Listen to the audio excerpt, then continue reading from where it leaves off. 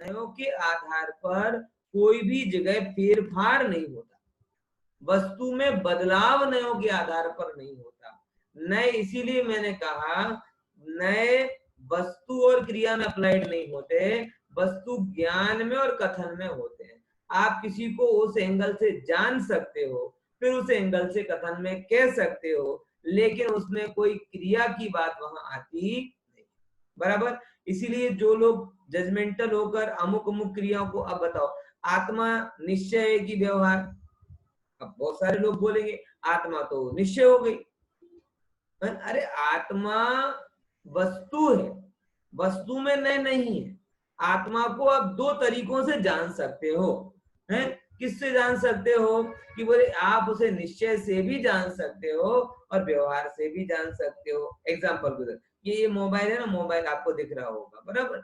अब ये जो मोबाइल है, ये मोबाइल प्रत्यक्ष दिखता है कि जूम पर दिख रहा है कि मोबाइल से मोबाइल दिख रहा है? तो बोले मोबाइल को होने में ना जूम की जरूरत है, ना आंखों की जरूरत है, ना कोई दूसरे मोबाइल की जरूरत है। मोबाइल मोबाइल है। आपको जानना हो, आपके सामने होता है तो आप प्रत्यक्ष जान लेते हैं, सामने नहीं होता है तो मन से जान लेते हैं, मन से नहीं जानना होता है तो जूम से जान लेते हैं। जैसे भी आपको जानना हो, ये क्या है? उस जानने के साधन है। तो जैसे मोबाइल में आंख नहीं आती, जैसे मोबाइल में मगज नहीं आता, जैसे मोबाइल में जूम एप्लीकेशन नहीं आ गई, और कुछ भी मोबाइल के अंदर नहीं आया, मोबाइल तो अपने रूप में सदा था। आपको जानना था तो आप अलग अलग साधनों से जान रहे थे। तो मोबाइल किसका विषय है? आंख का विषय है कि हाथ का विषय है कि दिमाग का विषय है कि जूम एप्लीकेशन का विषय है? किसका विषय है?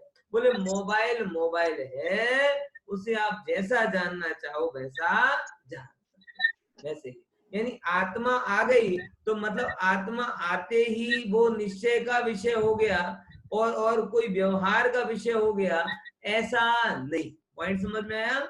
आत्मा निश्चय व्यवहार के विषय नहीं है, वो आत्मा में निश्चय व्यवहार नहीं है, आत्मा निश्चय व्यवहार के द्वारा जाना जाता है, बराबर। फिर से वचन, जो जाना है उसे कहना सुवचनात्मक न है। अब क्रिया में वस्तु में नए नहीं है, फिर दूसरे नंबर पे कौन सी बात आई थी? क्रिया में भी नहीं है। बोलो, पूजन की क्रिया व्यवहार की और स्वाध्याय की क्रिया निश्चय की, सही ना गलत? पूजन व्यवहार नहीं है, पूजन निश्चय नहीं है, पूजन क्रिया। पॉइंट समझ में आया? फिर से लोगों के दिमाग में बात बहुत क्लियर होनी चाहिए। स्वाध्याय तो निश्चय है ना, उपवास व्यवहार हो गया और ध्यान निश्चय हो गए। गलत समझ, ये नए की बराबर समझ नहीं है। उपवास व्यवहार नहीं है, ध्यान निश्चय नहीं है, पूजन व्यवहार नहीं है, स्वाध्याय निश्चय नहीं है। ये पूजन, उपवास, ध्यान, ज्ञान, ये सब क्रियाएं हैं, ये क्रियाएं हैं। इनको इनमें निश्चय व्यवहार लगा सकते हैं, ये निश्चय नहीं है, ये व्यवहार नहीं। एग्जाम्पल के तौर पर देखो, उपवास किसने किया? बोले उपवास में कौन सा उपवास? बोले भूखे रहे। तो भूखे रहने रूप क्रिया किसकी है? आत्मा तो कभी खाता नहीं, तो बोले शरीर की। तो शरीर की क्रिया को आत्मा की कहा। पॉइंट समझ में आया? शरीर की क्रिया को किसकी क्रिया कहा? आत्मा की क्रिया कहा। तो हमने एक परिभाषा पढ़ी है कि जिस द्रव्य का जो कार्य हो उसमें ही बताना सो निश्चय और अन्य में बताना सो व्यवहार। तो उपवास की क्रिया मुख्य रूप से शरीर में हो रही है, उस क्रिया का कर्ता जीव को कह दिया, इसीलिए उस उपवास को व्यवहार कहा। पॉइंट समझ में आया? और उसी उपवास को अगर आप ऐसे समझो कि भूखे रहने रूप क्रिया शरीर में हो रही है, जानने रूप क्रिया जीव में हो रही है, तो जिस द्रव्य का परिणमन जिसमें है उसमें ही कहा, सो वो निश्चय हो गया। तो उपवास भी निश्चय है।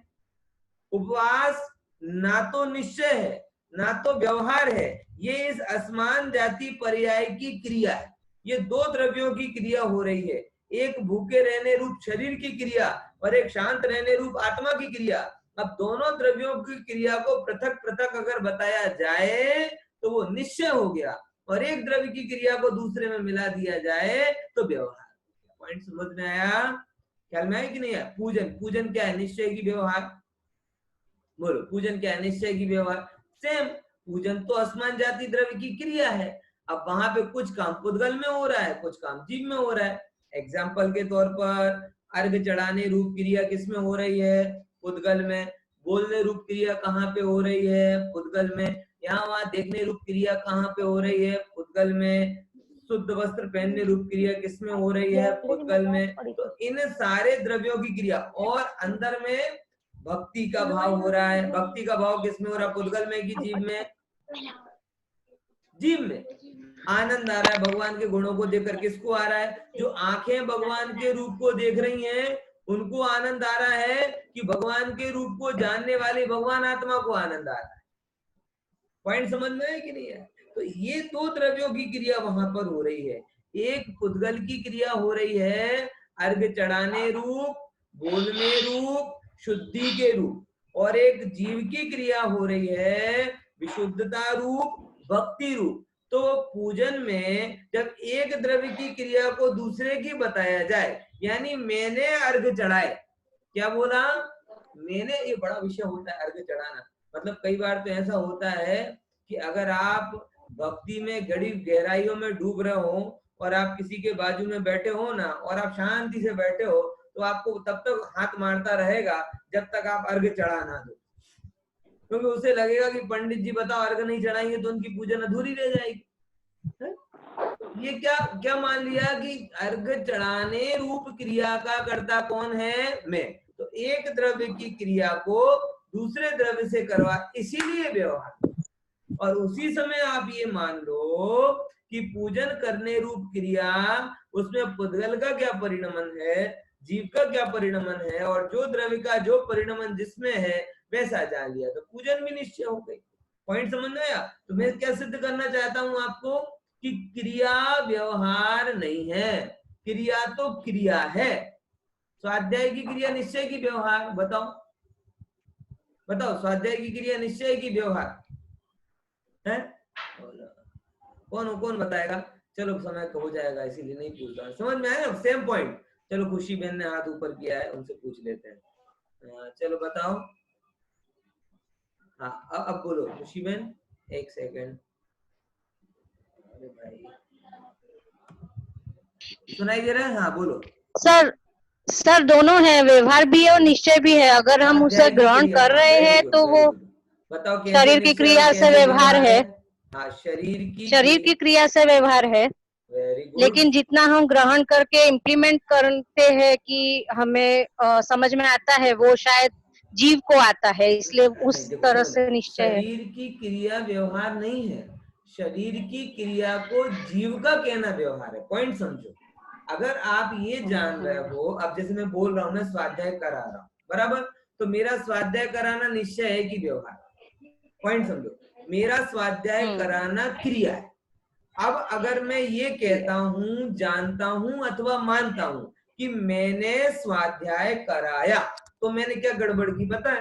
कि ये जो बोलने रूप क्रिया है, ये बोलने रूप क्रिया तो पुद्गल में हो रही है, और उस क्रिया का कर्ता मैंने अपने आप को मान लिया। तो निश्चय की व्यवहार की परिभाषा आ जाती, कौन सी? एक द्रव्य की क्रिया को दूसरे द्रव्य का कह दिया। पॉइंट समझ में आया? तो स्वाध्याय, शरीर की क्रिया व्यवहार नहीं है, आत्मा की क्रिया भी व्यवहार नहीं है। किसी भी द्रव्य की कोई भी क्रिया व्यवहार या निश्चय नहीं है, क्योंकि नए क्रिया में नहीं लगते। बात समझ में आई? क्रिया तो क्रिया है, क्रिया को, शरीर की क्रिया को आत्मा का मानना व्यवहार है। एक द्रव्य की क्रिया को दूसरे द्रव्य की क्रिया कह देना, जैसे शरीर की क्रिया को आत्मा का कहना व्यवहार है, ऐसे ही आत्मा की क्रिया को शरीर का कहना व्यवहार है। अब आत्मा की क्रिया है जानने वाला। अब मेरी आंख में प्रॉब्लम आई, मेरी आंख में कचरा आ गया इसलिए मुझे नहीं जानने में आ रहा, मेरे मोबाइल में प्रॉब्लम आ गई इसलिए मुझे सुनाई नहीं दे रहा। तो मतलब जानने रूप क्रिया का कर्ता तो कौन है? जीव। लेकिन मैंने उस क्रिया को पुद्गल के साथ रिलेट कर दिया, इसलिए मेरा ये कथन क्या हो गया, व्यवहार हो गया। सेम अगर हम वहां पे निश्चय लगाएं तो कैसे लगेगा, देखो जो जैसा है वैसा जान ले। फॉर एग्जाम्पल कि मैं बोल रहा हूं, बराबर ये बोलने रूप क्रिया हो रही, और उस बोलने रूप क्रिया में मैं ऐसा मानूं कि भाई मैं तो गिनाता हूं, ये स्वयं वर्गणाएं अपने आप निकल रही हैं, तो मेरा बोलने का ज्ञान कैसा हो गया, निश्चय, बराबर। और मैं जान रहा हूं, तो मेरा जानना क्या हो गया, निश्चय, क्योंकि मैंने जैसा है वैसा जाना। और ध्यान रखना, वस्तु में कहाँ कोई फर्क पड़ने वाला है।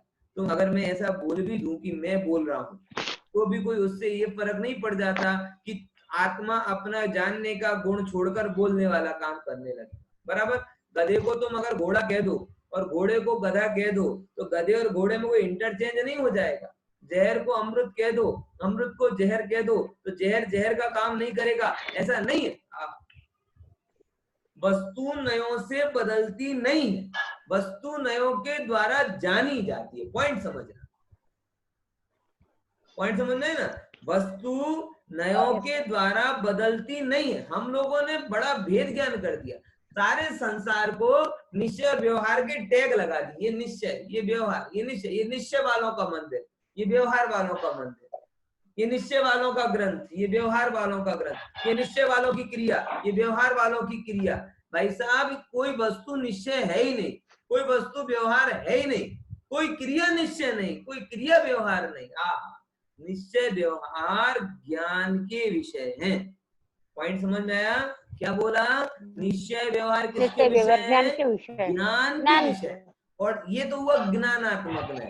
और जब वही ज्ञान हम कहते हैं, बराबर, जैसे मैं इतनी देर से आपको बोल रहा हूं, तो मेरा एक कथन भी क्या हुआ, निश्चय नहीं और व्यवहार नहीं हो गया। हाँ, कारण क्योंकि मैं वचन रूप में आपको सही बात बता रहा हूं कि इसको ऐसे लगाओगे तो निश्चय होगा, और ऐसे लगाओगे तो व्यवहार। पॉइंट समझ में आया। तो ये दो चीजें मैंने लास्ट में आपको कही थी, फिर से मैं उसको आपको स्लाइड के माध्यम से उस चीज को बता देता हूँ कि क्या नय है, क्या निश्चय है और क्या व्यवहार। देखो, नए किसमें लगते हैं और नए किसमें नहीं लगते, देख लेना। नए किसमें लगते हैं, जब हमने ये पूछा तो हमने ये बताया कि नए किसमें लगते हैं। देखो, काले बनेगी। हाँ दर्शन, हमें अभी छू वांधो नहीं जो तो खरु सरुचे की बंच है हाँ, बराबर। फरीदी क्या गयो, कोई गयो। हाँ चलो, फिर से ध्यान रखना इस बात को। देखो नए किसमें लगते हैं, तो दो बातें बताई यहाँ पे कि नए ज्ञान में लग रहे हैं और वाणी में लग रहे हैं। जो ज्ञान में लगते हैं वो कहलाते हैं ज्ञानात्मक नए, और जो बोलने में लगते हैं वो कहलाते हैं वचनात्मक नए। बराबर, क्लियर हुआ। अब आगे, किस में नहीं लगते हैं, वस्तु में नहीं लगते हैं, यानी कोई वस्तु निश्चय नहीं है, कोई वस्तु व्यवहार नहीं है। समझ में आया, कोई भी चीज कुछ भी नहीं है,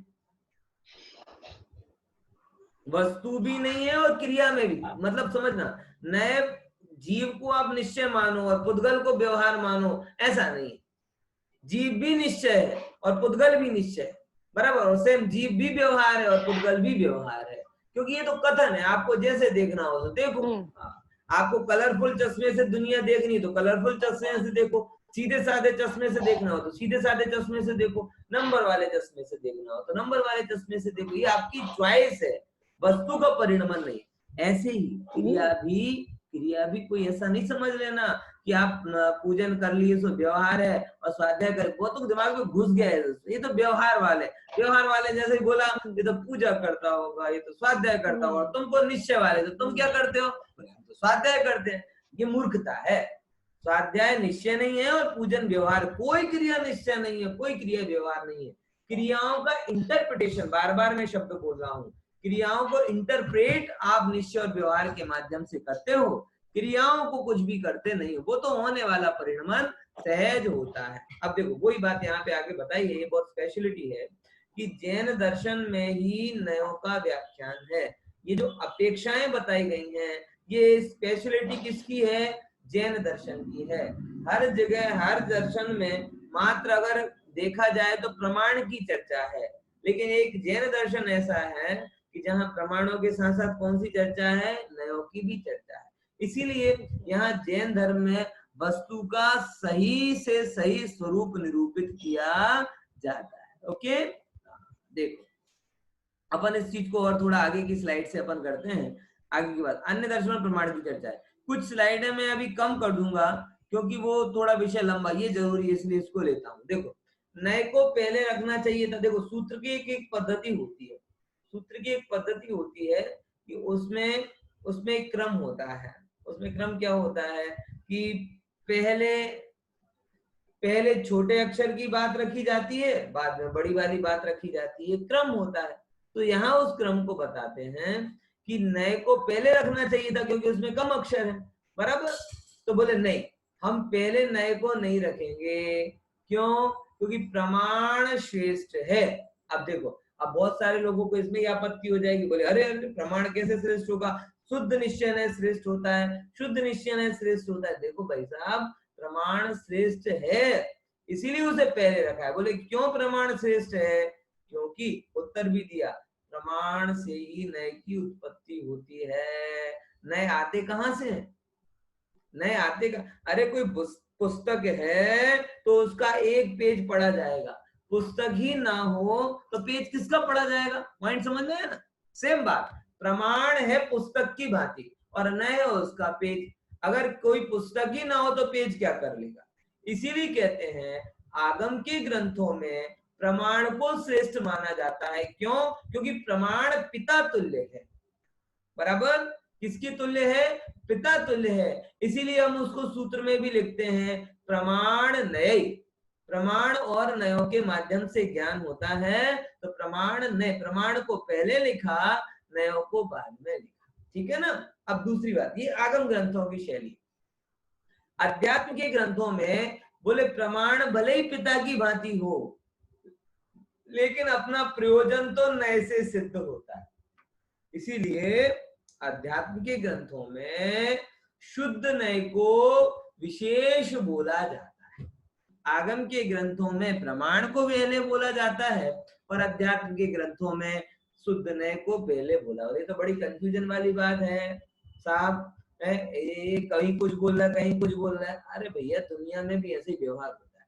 50 जगह पहले पिताजी के ही नाम लगाते हैं, पिताजी को उच्चासन देते हैं, पिताजी को पहले बिठाते हैं, लेकिन जब लगन की बात आए तो दूल्हा ये नहीं कहता कि नहीं साहब पहले हमारे पिताजी को सिंहासन पे बैठाओ फिर हम बैठेंगे, पहले हमारे पिताजी को घोड़े पे बैठाओ फिर हम घोड़ी पे चढ़ेंगे। क्योंकि उस समय लग्न का प्रसंग है, तो उसका प्रसंग आता है तो पिताजी घोड़े पे बैठे चाहे ना बैठे, पिताजी को ऊंचा आसन मिले चाहे ना मिले, वो इस बात के लिए नहीं अखरता कि भाई सारे लोग जब तक 7 फेरे नहीं लेंगे तब तक हम नहीं लेंगे, क्यों? वो बड़े। अरे भैया, वो अलग मैटर है, ये अलग मैटर। पॉइंट समझ में आया? तो उस समय विवाह आदि के समय में उस दूल्हे की मुख्यता है, इसलिए पिताजी को गौण कर दिया जाता है, बराबर। और जब क्या कहते हैं एक सम्मान की बात होती है तो पिताजी को पहले बोला जाता है, पुत्र को गौण कर दिया जाता है। तो जगत में भी ऐसा ही होता है कि प्रसंगानुसार किसी को मुख्य किसी को गौण किया जाता है। तो यहाँ पर भी यही बात है। आगम के पॉइंट ऑफ व्यू से बोले नए का जनक कौन है, नए का पिता कौन है? बोले नए का पिता प्रमाण है, इसीलिए हमने प्रमाण को पहले लिया, बराबर। एक एंगल ये बना।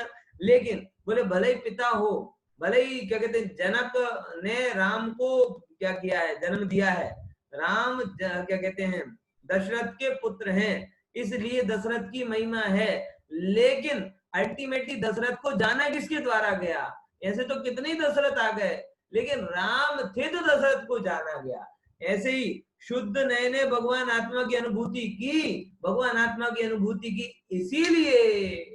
इसीलिए वो प्रमाण हो गया। तो शुद्ध नए के एंगल से, प्रयोजन के एंगल से शुद्ध नए पूजनीय है और उत्पत्ति के एंगल से प्रमाण पूजनीय है। ये आगम का ग्रंथ है, इसीलिए यहाँ पर प्रमाण को पहले लिया गया। ठीक है ना? प्रमाण नयों के द्वारा क्या जाना जाता है? तो बोले सम्यक दर्शन, ज्ञान, चारित्र एवं जीवादि 7 तत्व। ये 2 चीजें रत्नत्रय और 7 तत्व जाने जाते हैं, बराबर। आगे की 3 स्लाइड में स्किप कर रहा हूँ, थोड़ा डिटेल हो जाएगा और अभी ये ऑनलाइन में इतना डिटेल करना संभव नहीं है, इसलिए दो दो स्लाइड मैंने स्किप की। अब आगे की स्लाइड कहते हैं कि 2 पॉइंट ऑफ व्यू आए कि जीव प्रमाण के एंगल से कैसा है और जीव नए के एंगल से कैसा है, ये थोड़ा जानने की जरूरत है। प्रमाण मतलब कंप्लीट ज्ञान और नए मतलब आंशिक ज्ञान। बात समझ में आई कि नहीं है? ये लगभग लगभग वैसा ही है जैसा आप सीसीटीवी कैमरा होते हैं ना, सीसीटीवी कैमरा, आप एक जगह बैठे हो, जैसे आप एक दुकान की एक विंडो पर बैठे हो, आपको गोडाउन नहीं दिख रही, बराबर, आप गोडाउन में नहीं दिख रहा है, आप कहाँ पे काउंटर पे बैठे हो, गोडाउन वाले को गोडाउन दिख रहा है, काउंटर नहीं दिख रहा। लेकिन सीसीटीवी कैमरा वाले के सामने कंप्यूटर चल रहा है, सीसीटीवी कैमरा वाले के सामने कंप्यूटर चल रहा है, तो उसे गोडाउन भी दिख रही है, काउंटर भी दिख रहा है, सीढ़ी भी दिख रही है, ऊपर घर का दिख रहा है, बच्चे भी दिख रहे हैं, सब लोग दिख रहे हैं। तो उसका क्या हुआ, नए नए नए नए करके उसका एक प्रमाण ज्ञान बन गया। तो जीव जब कहें प्रमाण के द्वारा कैसा है, तो बताते हैं कि जीव पदार्थ ज्ञान दर्शन स्वभावी है, बराबर। पदार्थ की बात कही, मतलब उसके अंदर क्या क्या है, तो बोले जीव पदार्थ हो गया द्रव्य, ज्ञान दर्शन हो गए गुण, एवं मति ज्ञान आदि क्या है उसकी अवस्था। यानी प्रमाण के द्वारा आत्मा को कैसा बोला, द्रव्य गुण पर्यायात्मक। फिर से समझ में आया? प्रमाण किसको ग्रहण करता है, सीसीटीवी कैमरे के स्क्रीन के जैसे। प्रमाण कैसे ग्रहण करता है, सीसीटीवी कैमरे के स्क्रीन के जैसे, मतलब जो कुछ भी होगा, जहां जहां पे भी कैमरा लगा होगा, वो सब आपके स्क्रीन में दिखाई दे जाएगा। पॉइंट समझ में है ना? तो वो प्रमाण की दृष्टि हुई। तो प्रमाण के पॉइंट ऑफ व्यू से जीव पदार्थ यानी जीव द्रव्य, द्रव्य आ गया, फिर क्या बोला उसको, ज्ञान दर्शन स्वभावी, मतलब गुण हो गए, और मति ज्ञान आदि मतलब पर्याय हो गए। तो जीव द्रव्य गुण पर्यायात्मक है। ये कौन से दृष्टिकोण से, प्रमाण के दृष्टिकोण से। मतलब प्रमाण की एक सिंपल सी खूबी है, कौन सी, कि जो नहीं है उसको कहा नहीं जाता और जो है उसको छोड़ा नहीं जाता। क्या बोला, ये लाइन को समझ लो। प्रमाण का विषय कैसे नक्की करोगे, बहुत सिंपल, जो नहीं है उसे कहा नहीं जाएगा और जो है उसे छोड़ा नहीं जाएगा। हर जगह आप लगा सकते हो, लड्डू है ना, लड्डू आपने एक बढ़िया क्या कहते हैं जरी वाले मखमल के बॉक्स में आपने लड्डू को रखा, पॉइंट समझ में आया? तो वो जो बॉक्स है, कंदोई का हलवाई का बॉक्स है, वो लड्डू में आ जाएगा क्या? बोले प्रमाण के एंगल से, प्रमाण के एंगल से वो लड्डू का बॉक्स लड्डू का मूलभूत अंग नहीं है। भले ही वह लड्डू उस बॉक्स में रखा हुआ हो, लेकिन वो बॉक्स लड्डू नहीं कहलाता, बराबर, क्योंकि प्रमाण में वो आता नहीं है। अब समझना, वो लड्डू आप लेकर आए, दूध की मिठाई आप लेकर आए, 2 दिन पड़ी रही, 3 दिन पड़ी रही, 3 दिन पड़े रहने के बाद में उसका टेस्ट खराब हो गया। अब टेस्ट खराब हो गया, अध्यात्म कह देगा कि नहीं खराब टेस्ट हो गया, ये इसका गुण धर्म नहीं है, ये तो मीठा ही होता है। लेकिन प्रमाण कहेगा नहीं, जो है, खराब कौन हुआ, बोले लड्डू ही खराब हुआ ना। खराब कौन हुआ, बोले दूध की मिठाई खराब हुई ना। तो भले ही वो विकार हो, लेकिन अगर वो उसका अंश है तो उसे छोड़ा नहीं जाता। पॉइंट समझ में आया? पॉइंट समझ में आया? प्रमाण को कैसे नक्की किया जाता है, जो नहीं है उसे ग्रहण नहीं किया जाता। आप लाख दलील दे दो कि इस लड्डू के अंदर, लड्डू जिस डब्बे में रखा हुआ है, ये डब्बा बड़ा कीमती है, डब्बा समझ गए ना, है? ये आत्मा, आत्मा ये बब्बा है, और ये जो इसके साथ में पड़ा हुआ है ना, उसका डब्बा है। बब्बा समझते ना, बब्बा हमारे बुंदेलखंड में जो सबसे बुजुर्ग होता है ना, उसे बोलते बब्बा है। सबसे बुजुर्ग पुरुष को बब्बा बोलते हैं, घर में सबसे बड़ा जो होता है उसे बब्बा बोलते हैं, और जो बाहर का खाली कवर होता है उसे डब्बा बोलते हैं। समझ में आया? तो ये आत्मा क्या है, ये आत्मा इस डब्बे के अंदर बैठा हुआ बब्बा है। अब ये बब्बा क्यों है, क्योंकि अनादिकाल से ये ऐसे का ऐसा है, इसके कितने डब्बे बदल गए, लेकिन ये बब्बा कभी डब्बे रूप नहीं हुआ। आप लाख बोले ये डब्बा तो कीमती है साहब, क्योंकि उसकी उम्र अभी 20 साल की है, तो बोले होगा वो डब्बा ही है, बब्बा नहीं है, प्रमाण में नहीं आता वो। ये तो बहुत सुंदर है तो आत्मा का हिस्सा हो जाए, ये तो बहुत अपना है तो आत्मा का हिस्सा हो जाए। प्रमाण में जो है उसे छोड़ा नहीं जाता और जो नहीं है उसे ग्रहण नहीं किया जाता। ये आत्मा कभी शरीर को ग्रहण करता नहीं है, इसीलिए प्रमाण के द्वारा आत्मा कभी शरीर रूप होता नहीं। और जो है मतलब द्रव्य है आत्मा के अंदर, गुण है और पर्याय, वो पर्याय सड़ी गली भी क्यों ना हो, वो दूध की मिठाई एकदम इतना खराब हो गई हो कि आप सूंघ भी ना सको उसको, तो भी प्रमाण कहेगा, बोले है किसका अंश, बोले जीव का ही अंश। ऐसे ही कोई पर्याय हो, इतनी खराब जीव की हुई हो कि जिसके माध्यम से वो 7वें नरक जाने की तैयारी कर रहा हो, तो भी प्रमाण कहेगा कि वो पर्याय है किसकी, बोले जीव की। शुद्ध ने उसे कट कर सकता है, क्योंकि शुद्ध ने में सिलेक्शन है, प्रमाण में सिलेक्शन नहीं है। प्रमाण में केवल ग्रहण करना है। प्रमाण में क्या है, जैसी वस्तु है वैसी देखना जानना मात्र है। इसीलिए प्रमाण का फॉर्मूला समझ लेना कि जो है उसे छोड़ना नहीं और जो नहीं है उसे ग्रहण करना नहीं। तो आत्मा में द्रव्य गुण पर्याय है ना, तो यहाँ तीनों चीजें बता दी कि प्रमाण के द्वारा जीव कैसा है, बोले प्रमाण के द्वारा जीव द्रव्य है। फिर क्या है, बोले जीव ज्ञान दर्शन स्वभावी है। और क्या है, बोले मति ज्ञान आदि पर्याय वाला। और भी बोले और बताओ प्रमाण के द्वारा जीव कैसा है, तो बताते हैं कि पदाजीव द्रव्य गुण पर्याय के अलावा उसके अंदर में बहुत सारे गुण धर्म भी है। जैसे आत्मा एक एंगल से नित्य भी है और एक एंगल से अनित्य भी है। अच्छा, नित्य भी है और अनित्य भी है, मरण की तो बात ली नहीं, तो आत्मा मरता है क्या, तो मरण किसका होता है, नित्यता और अनित्यता आत्मा का धर्म है, वो प्रमाण में जाता है, लेकिन मरण आत्मा का धर्म नहीं, क्योंकि आत्मा कभी मरता ही नहीं। अभी कोरोना का जितना भय है किसके लिए, हमारे लिए है? कोरोना कोरोना करके आदमी मरे बिना मरो जा रहा है? तो ये यहाँ बता रहे कि आत्मा, आत्मा जो है नित्यता मतलब द्रव्य स्वभाव से हमेशा नित्य रहने वाला है और पर्याय स्वभाव से हमेशा बदलते रहने वाला है।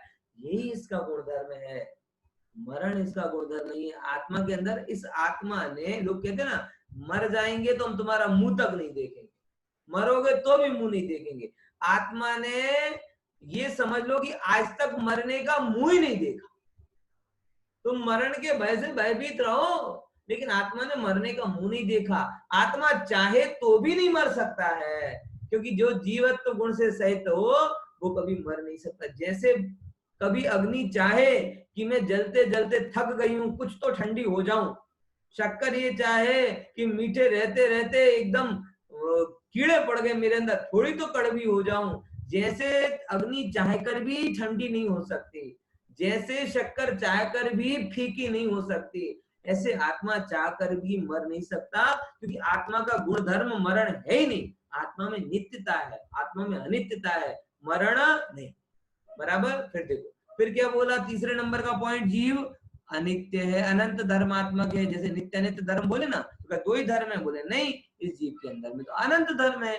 देखो होते ना तत्रूप धर्म, अतत रूप धर्म, सतरूप धर्म, असत रूप धर्म, एक रूप धर्म, अनेक रूप धर्म, ये सब आत्मा के अंदर है। इतने इतने गुण है, इतनी इतनी शक्तियां हैं, इतने इतना अनंत है, इतना इतना स्वभाव है, ये सब है। कहां से आ रहा है आप समझो, मानो या ना मानो, सिद्ध भगवान के अंदर आज जो कुछ भी दिखाई दे रहा है ना, वो सब कहीं उन्होंने बाहर से इंपोर्ट नहीं किया। सिद्ध भगवान का जो भी वैभव दिखाई दे रहा है वो आत्मा का वैभव है। अनंतों का जो भी वैभव दिखाई दे रहा है वो आत्मा का वैभव है। एक एक जगत के मोक्ष के साधक जीव का जो जो भी वैभव दिखाई दे रहा है वो सब इस आत्मा का ही वैभव है। ऐसा अनंत महिमाशाली भगवान आत्मा मैं हूँ। कई बार मुझे इस बात का आश्चर्य होता है, दुख भी होता है कि अगर कोई आपको 5 लाख रुपए का हीरो का हार दे, कोई पति अपनी धर्म पत्नी को किसी भी कारण से 5 लाख रुपए का हीरो का हार दे और वो उस हार को पहने ही नहीं, तो उसको क्या लगेगा कि मैं ही नहीं समझी तुमने, 5 लाख की कदर ही नहीं जानी। ऐसे ही कह रहे हैं, तुमने आत्मा की कदर ही नहीं जानी, आत्मा के वैभव को समझा ही नहीं। जो आत्मा के वैभव को समझ लेता है वो अद्भुत जगत में रहता है। बराबर। तो अनंत धर्म वाला है। अब देखो नयों के एंगल से देखा जाए तो कैसा है, जो नयों के एंगल से स्वभाव की अपेक्षा नित्य। अब नयों में सिलेक्शन हो गया, प्रमाण में कोई अपेक्षा नहीं थी, प्रमाण में जैसा था वैसा वर्णन किया था, लेकिन नयों में अपेक्षा लगी। और देखो, जिसकी कल ही मैंने बोला था कि जिसकी आपको अपेक्षा पता हो वो ही कथन सही है, और अगर अपेक्षा पता नहीं हो तो आपने सही भी बोला है तो झूठ।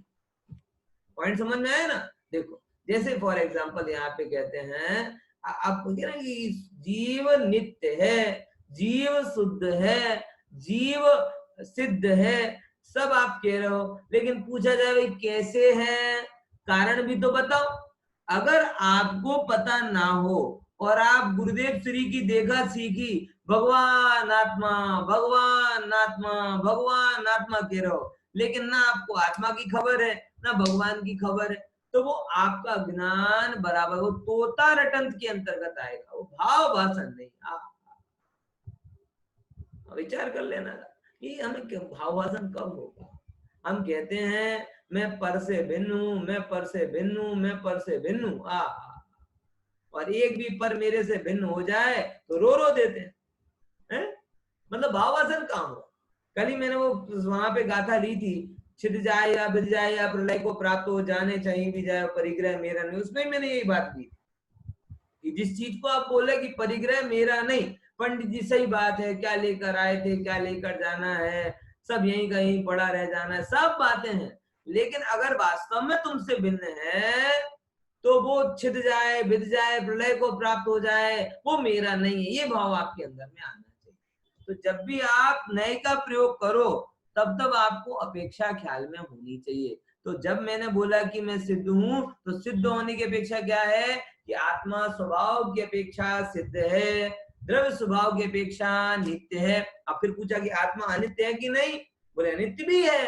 किसकी अपेक्षा से है, बोले पर्याय की अपेक्षा से अनित्य है। आप सोचो कि मैं बदल रहा हूँ कि नहीं बदल रहा? अरे साहब प्रति समय बदल रहा हूँ। कल तक मुझे नए नहीं आते थे, कल तक मुझे प्रमाण का विषय नहीं आता था, आज आने लगा, तो बदलाव हुआ कि नहीं हुआ? बोले हुआ।